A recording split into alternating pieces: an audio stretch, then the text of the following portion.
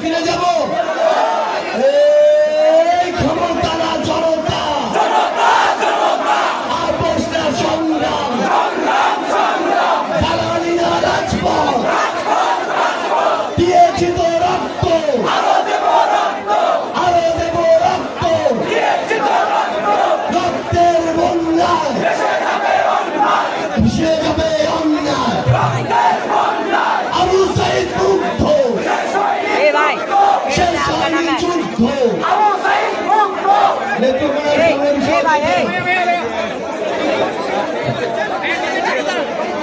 মিডিয়ার কর্মী এই ধরনের হত্যাযজ্ঞ করেছে, 16 বছরে মানুষকে নির্যাতন করেছে, অনেকগুলো গণহত্যা করেছে, মানুষের টাকা লুট করেছে, সেই ফ্যাসিস্ট সরকার এবং তার বাহিনীর বিচার করতে হবে।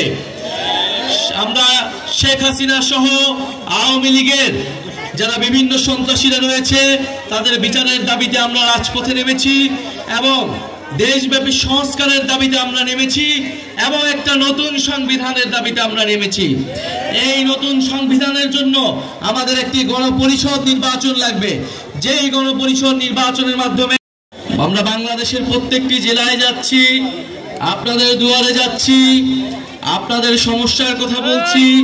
আমাদের জুলাই গণ অভ্যুত্থানে যেই স্বপ্ন নিয়ে তরুণ সমাজ রাজপথে নেমে এসেছিল, আমাদের শহীদ ভাইয়েরা জীবন দিয়েছিল, সেই স্বপ্নের কথা, সেই আকাঙ্ক্ষার কথা আমরা বলছি। কারণ আমরা মনে করি বাংলাদেশে আমরা মনে করি যদি আমরা একটি নতুন সংবিধান গঠন না করতে পারি তাহলে বাংলাদেশে খুনি হাসিনা এবং ফ্যাসিস্ট সরকার বারবার ফিরে আসবে। আমরা মুক্তিযুদ্ধ যে হয়েছিল আমাদের, সেখানে যে 3টি শব্দ ছিল সাম্য, মানবিক মর্যাদা এবং ন্যায় বিচার, এই 3টি শব্দকে আমাদের 72 সালে আওয়ামী লীগ একদলীয়ভাবে 3টি শব্দকে বাদ দিয়ে তাদের পরিবার ভিত্তিক, তাদের দলীয় ভিত্তিক একটি সংবিধান বানিয়েছিল। সঠিক নিয়মে নিতে হবে।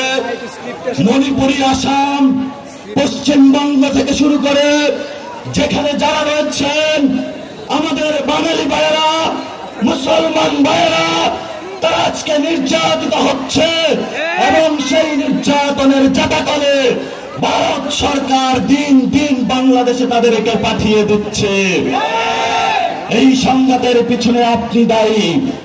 এই জন্য আমরা বাংলাদেশের রাজনৈতিক ব্যক্তি, সচেতন সমাজ সকলকে আহ্বান জানাবো, ভবিষ্যৎ বাংলাদেশে ভারত থেকে, আসাম থেকে, পশ্চিমবঙ্গ থেকে সীমান্ত হত্যা হচ্ছে, মুসলমানদের উপর নিপীড়ন হচ্ছে, বাংলাদেশি বলে, বাঙালি বলে যাদেরকে প্রতিনিয়ত বাংলাদেশে ফেলে দেওয়া হচ্ছে, ইউরোপ সরকারকে বলে আপনি দ্রুত প্রতিবাদ করুন, ইন্টারন্যাশনাল এরিয়ায় উঠুন,